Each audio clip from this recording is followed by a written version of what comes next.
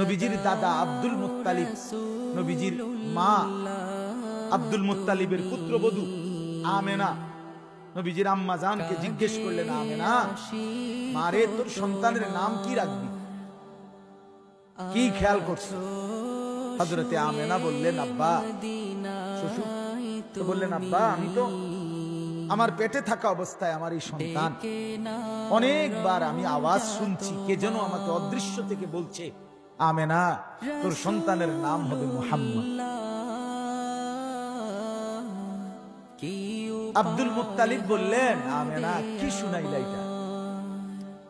আমার আজকে ৮৬ বছরের চাইতে বেশি বয়স, আমি এই আরবের সবচেয়ে বড় সর্দার, এই গোটা আরবে কত বাচ্চার নাম আমি রাখলাম, কত বাচ্চার নাম আমি শুনলাম, কত বাচ্চার নাম রাখার অনুষ্ঠানে আমি ছিলাম, এমন সুন্দর, এমন আজীব, এমন চমৎকার নাম আমি তো আর মারে কোনোদিন শুনি নাই, এই নাম কোত্থেকে পাই?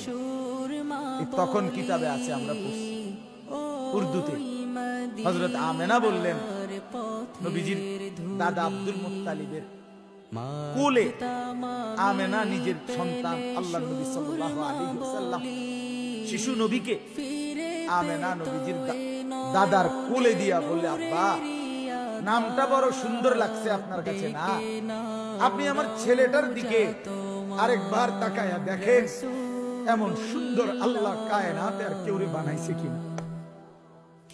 পরে দেখেন আবার